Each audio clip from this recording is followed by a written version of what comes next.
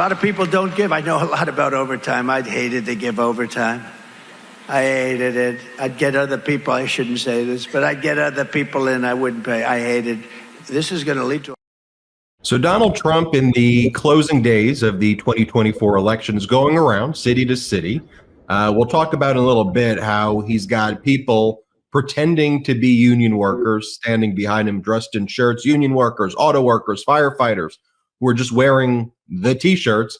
And he's talking about how he hates paying overtime. He's talking about laughing at people who get fired for going on strike. So I want to bring in right now Roxanne Brown, the powerful international vice president of the United Steelworkers. Roxanne, welcome. I want to get your reaction to that and how these candidates are running the campaigns. When you see Donald Trump out there saying things like that, what's your reaction to that? It's more of the same, you know, and Ben, thanks for having me on. It's more of the same. What we've come to know about Donald Trump is he's not a truth teller in the way of facts and the things that are really benefiting workers right now and that workers have gained over the last 3.5 years. He's also not a truth teller in the way that he supports workers. And he said it right there. He hates overtime. How many millions of families across this country rely on overtime pay to help put food on their table or send their kids to school or pay their rent or mortgage? So it's just more of the same. Well, and he's also got Elon Musk now in Pennsylvania. We did a whole report. They're putting out all these kind of deceptive ads out there as well. Billionaires putting in quite literally hundreds of millions of dollars intended to deceive, frankly, your members to vote against their interests. And meanwhile, we have audio of Donald Trump praising Elon Musk for firing workers who were striking for better pay and working conditions. Here's an audio of that. This cutter. I mean, I look at what you do. You walk in and you just say, you want to quit? They go on strike. I won't mention the name of the company, but they go on strike and you say, that's okay. You're all gone. You're all gone. So every one of you is gone and you are the greatest. You would be very good. Oh, you would love it. But, you know, if you look at Argentina. Laughing at firing workers. Now, how do you get the message, though, to the members? Because, you know, look, there's been a lot of media reports that, you know, that there's some division within the membership themselves. And, you know, here at the MeidasTouch Network, you know, it's always like, don't people realize that they're voting against their own interests? But then I also try to be sympathetic to the fact that, you know what, though, there are quite literally tens of billions of dollars being poured in to deceive hardworking people who may not be getting the information. So how do you get the information to the people? You know, and I'll say in two ways. One of the things that we tell our members all the time, especially during election time, is to really pay attention and to listen carefully to what's being said, right? The first clip you played, Donald Trump talked about not supporting overtime, right? Just now he talked about, you know, firing workers. Last week, J.D. Vance was talking about the fact that he and Donald Trump would not support the PRO Act and would never sign that bill, the Protecting the Right to Organize Act. So he's telling workers all across this country that they shouldn't even try to get a union because they wouldn't even support their right to do that, right? So the first thing we tell our folks is to really pay attention to what's being said on the issues that reflect your values. And that's really what we lean into is a values message. You know, the right to organize, the right to have health care, the right to retire with dignity, the right to go to work every single day and earn a living.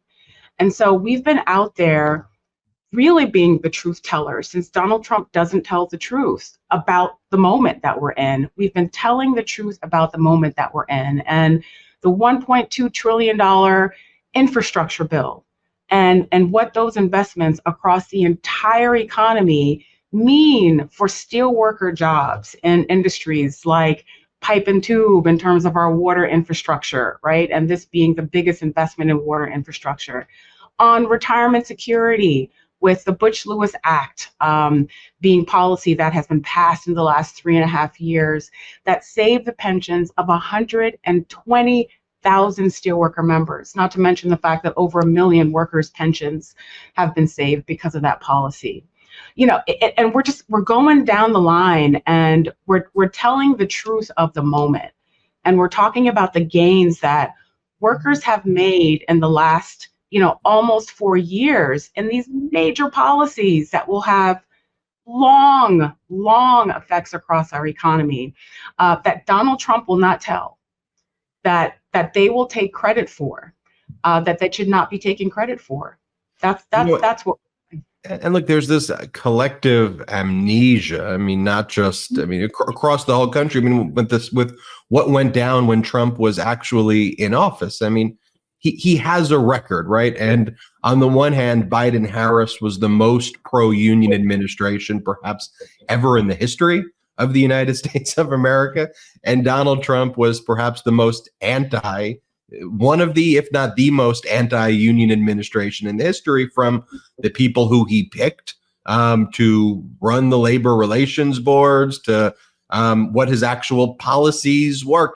You can reflect on what Trump did versus Biden-Harris, and you're starting to list some specific policies, but can you articulate that contrast between what Trump did, just reminding everybody when he was in office, versus Biden-Harris right now? And you pointed to just a really key body that is so important for workers every day in this country, and the ability for workers to organize and to have their contracts respected, and that's the National Labor Relations Board, right? It's a key body for workers all across this country. And when Trump was president, it was his cause to make sure that there were people who were on that board who did not support workers. And, the former general counsel, Rob, made it his point to weaken the policies that so many workers rely on every single day. And when when the Biden-Harris administration first took office, the first day they fired Rob, and they hired or nominated Jennifer Abruzzo to be the general counsel of the NLRB. Labor side attorney, worked for the Communication Workers of America, spent her career fighting for the rights of workers. And that one change has had a ripple effect across the entire NLRB, because what they did was spend the last, almost 4 years wheeling back some of the anti-worker decisions and policies made by the Trump NLRB, and really pushing forward the ability of workers to organize. And because of that, we have record numbers of workers across this country filing petitions to join unions. That's a big deal.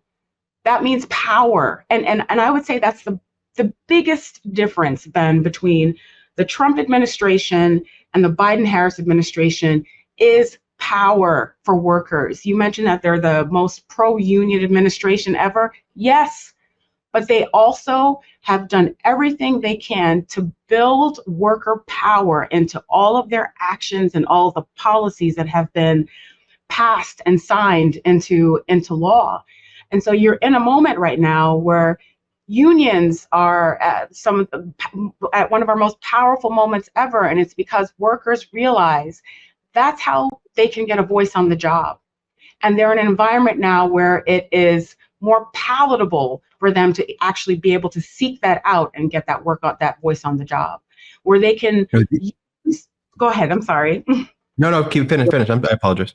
Just where they can use that power of collective bargaining to make economic change for themselves and their families, right? And understand that means, power to increase your wages, power to be able to have good health care for you and your family and your kids, power to be able to bargain to have paid time off to take your elderly parents to the doctor, or your kids to the doctor, or yourself to the doctor.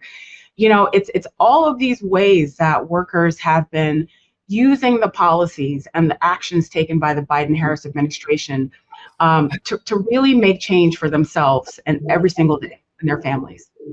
We've been covering here at the MeidasTouch Network, as I talked about earlier, Donald Trump's been putting on a basically a show when he goes city to city, and he will literally dress people up in shirts that say union worker on the shirt, who are not union workers, and auto workers who are not auto workers, and that's led, Sean Fain of the United Auto Workers, the president, to say Donald Trump is the ultimate scab.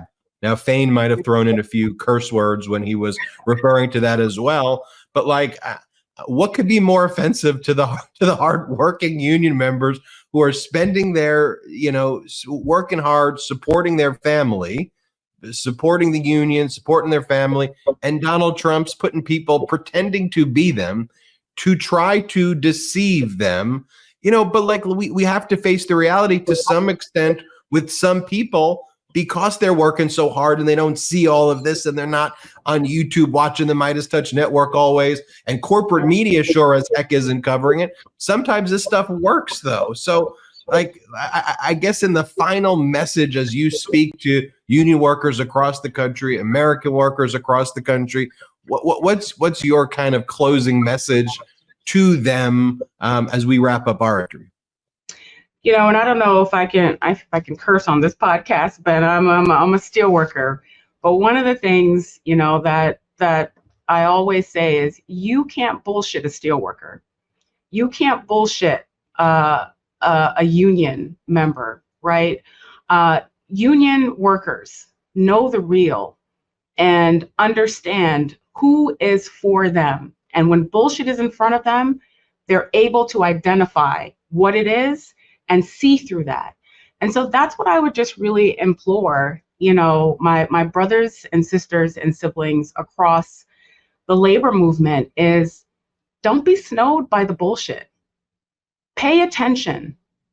Do your research on what Trump has done for workers versus what the Biden-Harris administration has done for workers. And you will find that there's a huge gap where the Biden-Harris administration has gone leaps and bounds, not just now, but into the future, to secure a foundation for American working families and workers to propel into economic prosperity and security into the future. And what Donald Trump has done is not that. He has told us from his own mouth, he doesn't want us to be organized. He doesn't support the right of workers to join unions. He does not support the right of workers to earn that extra bit of income in overtime, to be able to have more money in your paychecks, to do the things that every single day you need to do for your family to survive. He's told you he does not support your retirement. He never supported the Butch-Lewis Act. Over 1 million workers would still be facing a crisis and not being able to access their earned retirement had we still had a Trump administration. Right now, there are record numbers of people accessing healthcare because the Biden-Harris administration has spent the time to get folks enrolled into ACA to be able to access healthcare.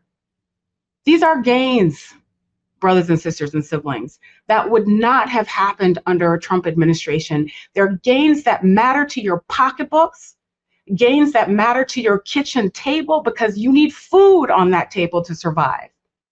They're gains that matter to your kids' future because they need jobs. Not everybody's going to college. They need good union jobs to help them survive and make and earn a respectable living into the future. That does not come with that man who does not believe in us. We believe in us as working people. So pay attention. Don't be snowed by the bullshit. We know better as America's workers. Pay attention. Roxanne Brown, International Vice President of United Steelworkers. We do hope you come back again at least one more time before the election. Absolutely. Thank you so much, Ben. Thanks for having me. Hit subscribe. Let's get to 4 million subscribers this month. Thanks, everybody. Have a wonderful day. Real quick, Meta just changed their algorithm to suppress political content. Please follow our Instagram at MeidasTouch right now as we head towards 400,000 followers so you don't miss a beat.